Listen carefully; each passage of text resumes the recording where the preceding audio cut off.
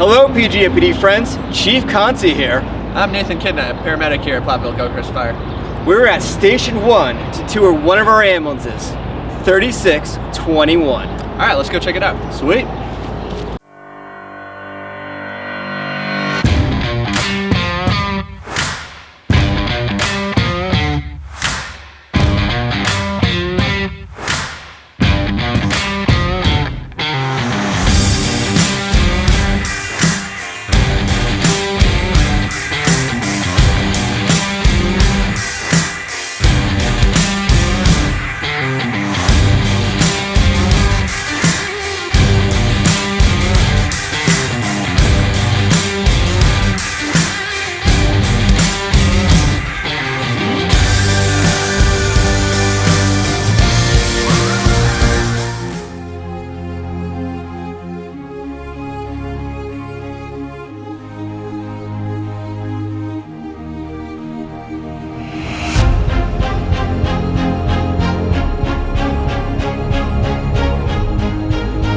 Hey kids, this is one of our Paramedic Rescue ambulances, 3621.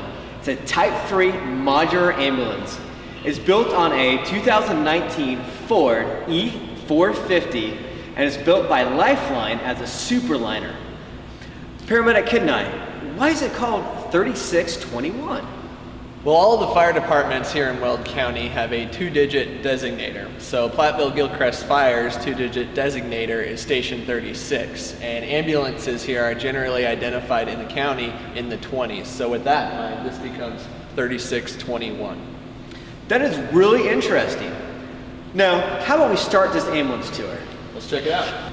So in this first cabinet here, we have our house oxygen tank. And this is stored at 2,000 PSI, and as you can see, it's very large. This often lasts us weeks, if not months.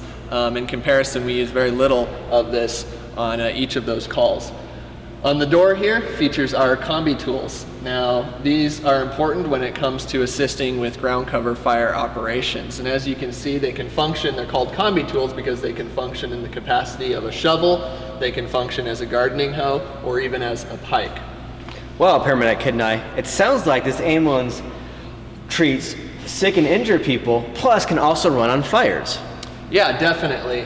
Considering the majority of our calls fall under either a medical aid, a traffic accident, but closely following those two are ground cover fires. And those can sometimes be very large events, so we need all of our personnel to sometimes act in multiple roles, which includes assisting with ground cover fire operations. Wow, that is really interesting information.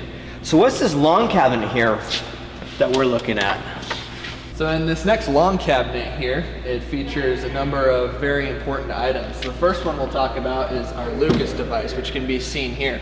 Now this functions as compressions. So in the case of CPR, this can take over for someone doing manual compressions on someone's chest, and it can actually pump the heart mechanically. Our next item here is our PFDs, or our personal flotation devices, and along with the helmet and even rope bags. These are going to be utilized whenever we're doing some sort of shoreline operations, whether that be next to a river, next to a lake, pond, etc.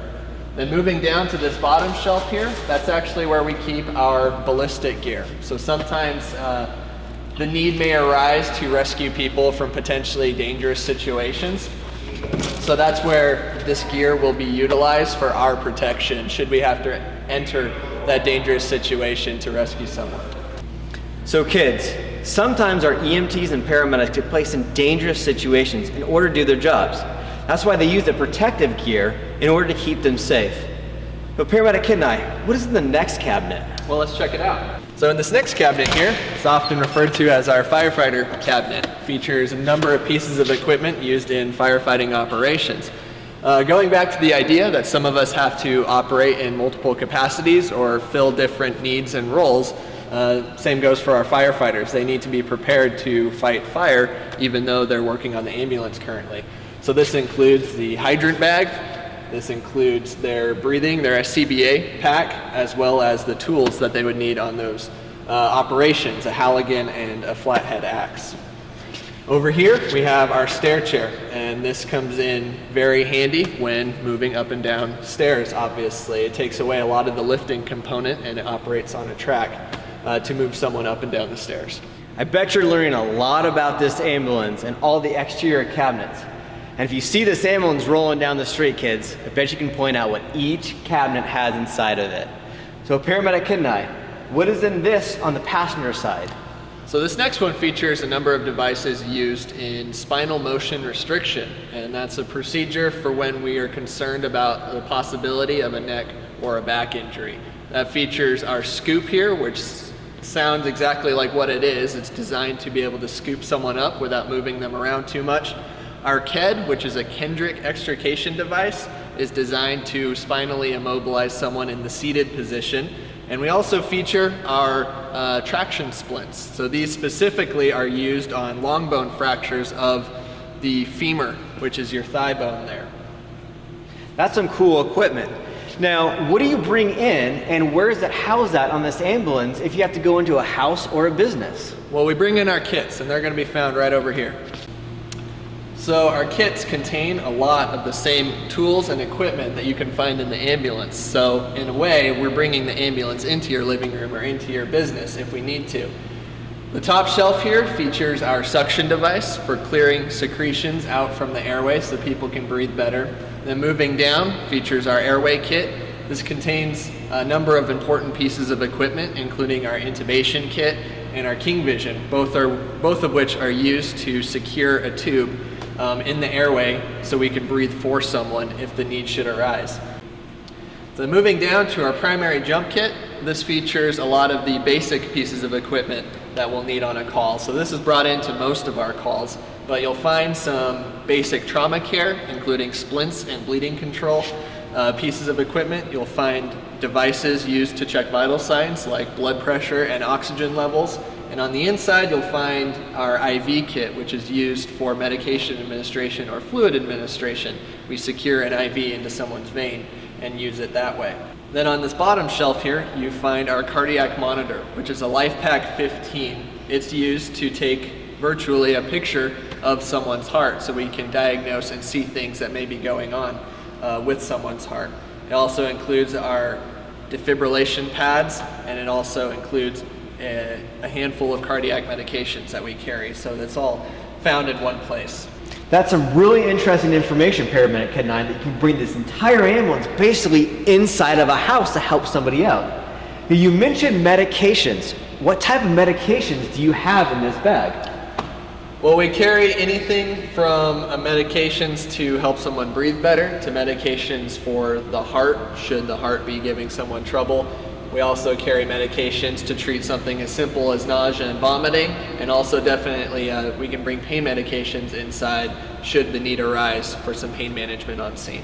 So kids, our EMTs, emergency medical technicians, and paramedics are highly trained professionals when it comes to pre-hospital medicine. They have to go through 60 hours of continuing education every 2 years to keep up their paramedic or EMT certification. All right, let's head inside and check it out. So we try to organize our ambulance in a systematic way, in a way that makes sense. So being that the patient will be on the stretcher here, their head will be towards the top. So that's why we keep our oxygen and airway equipment closer to the head of the stretcher. These center cabinets feature our IV supplies as well as our medications, a lot of which are given intravenously or through an IV. So we keep those two sets of supplies in close proximity. Then this cabinet features a lot of our trauma supplies. Supplies for splinting, supplies for bleeding control, and things of that sort. On our bench seat here, we have our blood pressure cuff, our stethoscope to listen to your lung sounds. We also have a glucometer, just checks your blood sugar level. And also up top, we have infectious disease personal protective equipment to keep us safe and healthy. And lastly, we come to the stretcher. We utilize the Stryker power load system. And what that means is it does the work for us. You know what's cool about this, kids? It holds up to 700 pounds all by itself. We thank you for joining us as we toured 3621. We hope you don't have to use our service, but if you do have to call 911, We'll be there quickly with the tools to handle the situation. We're PGFPD, we're here to serve the needs of the community.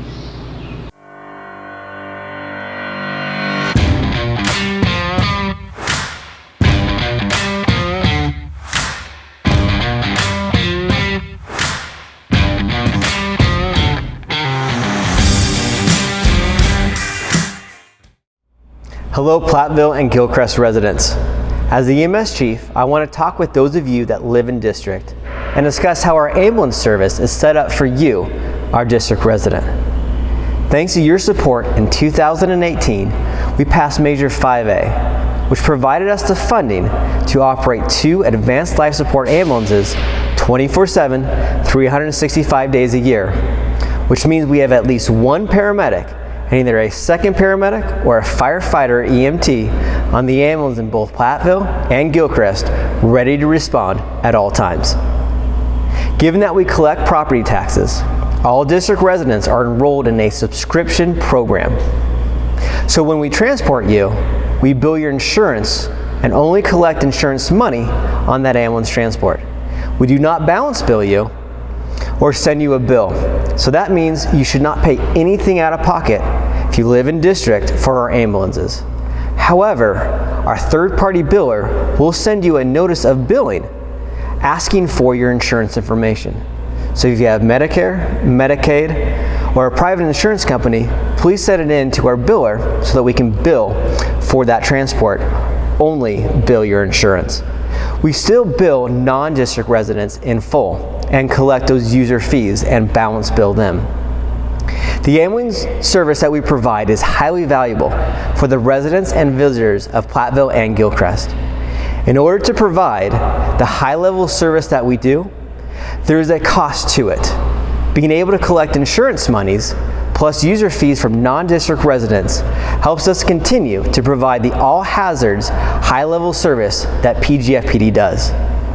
We greatly appreciate your support, and rest assured, when you need us, we will be there with professionals to take care of the situation with kindness and compassion.